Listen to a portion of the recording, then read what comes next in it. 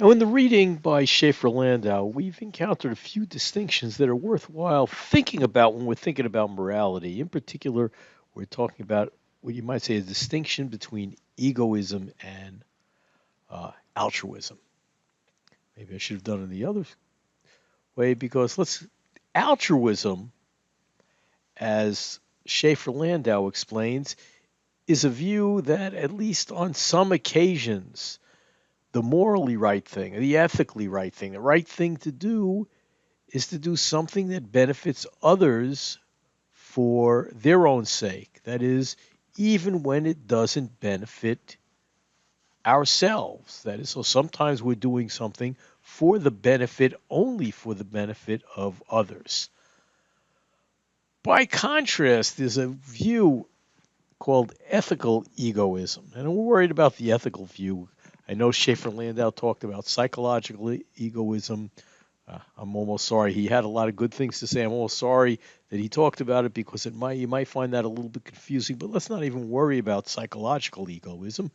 But ethical egoism is a view that actions are morally right if and only if they best promote our self-interest. That is not the interest of others, but what's in our interest.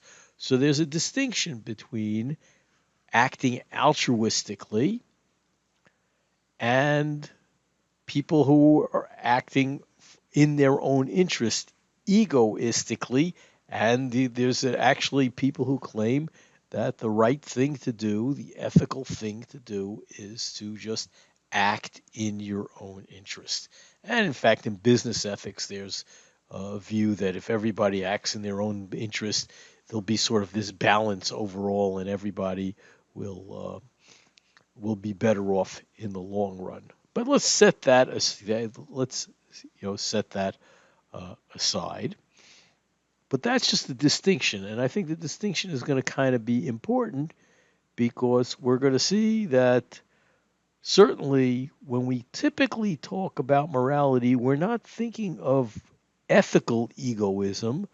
Rather, we think morality in general is altruistic.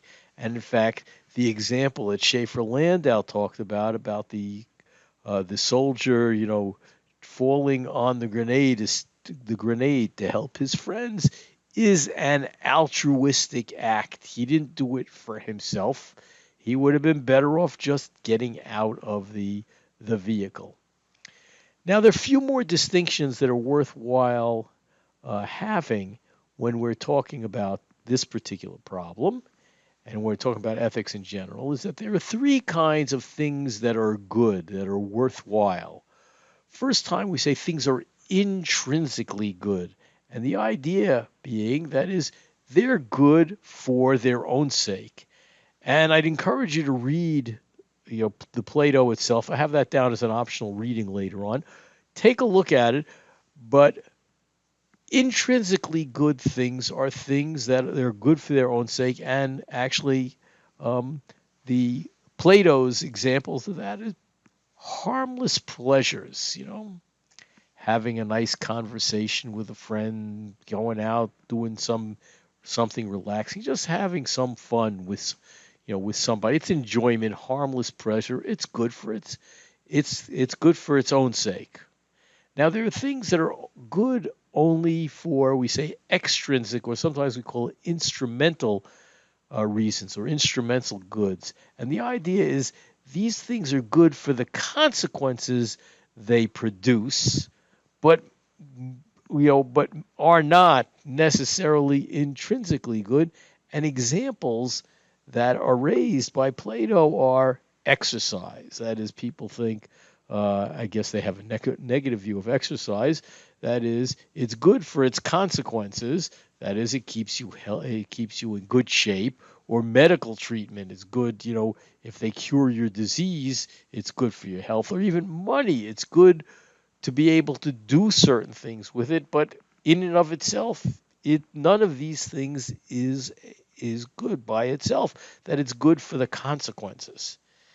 And then there's sort of a third category, which is a combination of those two. That is things that are both intrinsically good and instrumentally or extrinsically good. And in looking at the kind of argument that Glaucon's been giving, we want to keep these both in mind because he he he asks Socrates, he says, well, what is the right thing to do? Is it just things that are intrinsically good or things that are extrinsically good? And Plato says, well, the best thing is something that's both good for itself and good for the consequences it has. And I think Glaucon's argument is really driving a wedge between these two kinds of things. Oh, I should mention things that are good, both intrinsically good and instrumentally good. Health or intelligence are examples of that. That is, health is good in itself, because it's pleasant, or actually not being healthy is unpleasant, so it's pleasant. And it's also good for its consequences. That is, you could do a lot. As a result of being healthy, you can do a lot of things. As a result of having intelligence, you could do things a lot easier. So it's both good in itself. It's good to have knowledge, to be intelligent, but it also helps you do things. Now, and I'd encourage you to read it, not requiring it, but chapter 2 that I have, or the first few pages, are really where Glaucon is challenging Socrates, challenging the standard view. He's in the earlier part when the Republic starts. Plato is asking the question, or if there's a party he goes to, the question is raised, something about the good life. That is, somebody at the party says, well, it's good that he's now old and he has enough money because he can afford to be good, or he can afford to act morally. And Socrates, who is Plato's mouthpiece, so to speak, Plato's teacher, who's the main character in a lot of these dialogues, is arguing again. Finds a character arguing against him, saying that morality is just the interest of the stronger, that there's no benefit to morality whatsoever. And Glaucon here is actually trying to raise the argument against Socrates again, to ask him to explain why, or challenging him to prove why morality is intrinsically good and rewarding. So that's what's going on there, and it's interesting. It's interesting to read. So Glaucon saying, well, what type of good is morality? And Socrates says, well, it's the best kind.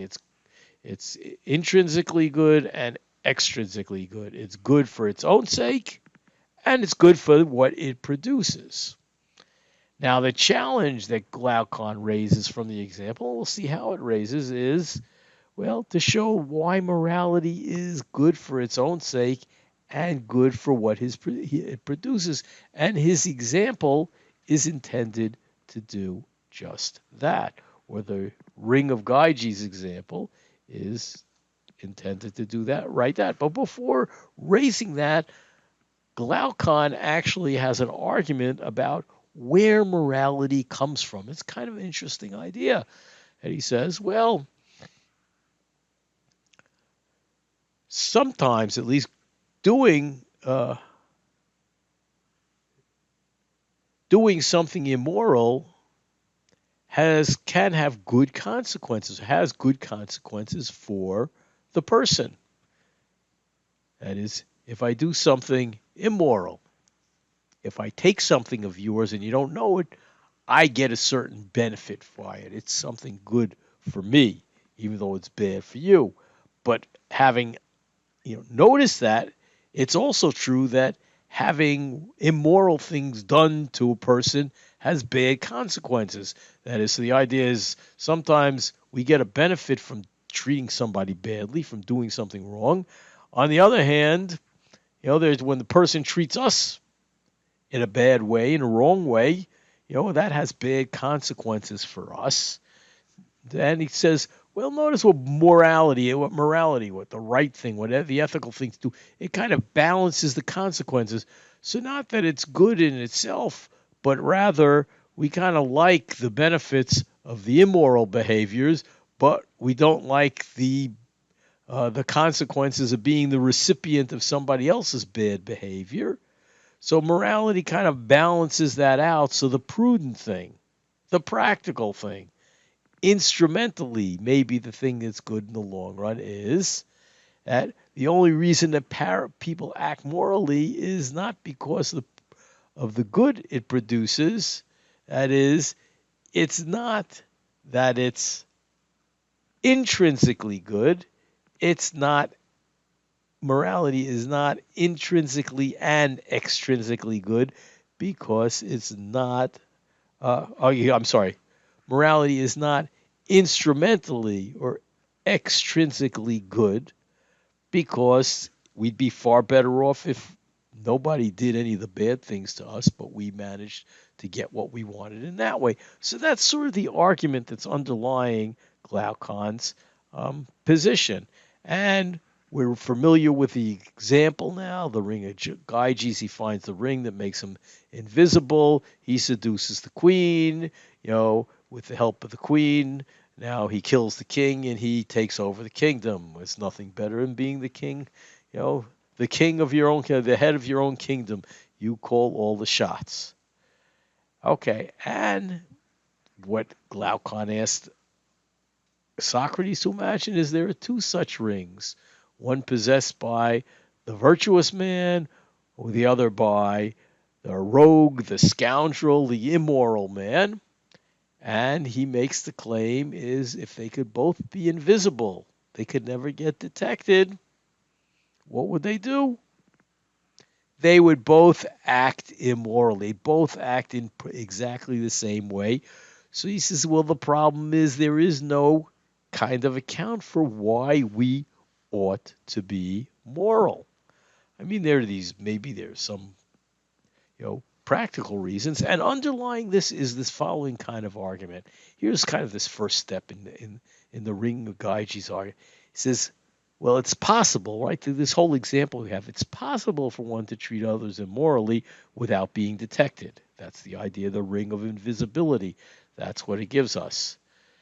And then he said, and then the premise underlying that, or the principle is, well, if it's possible to treat others immorally without being detected, then there's no benefit in treating others morally, right? We don't get any benefit.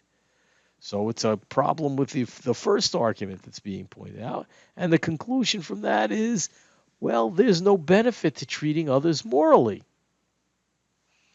Now, starting with that conclusion, the second step of his argument is, well, there's no benefit to treating others. That's what we just morally. If there's no benefit in doing something, then one ought not to do it. Therefore, one ought not to treat others morally. In other words, there's no reason for being moral.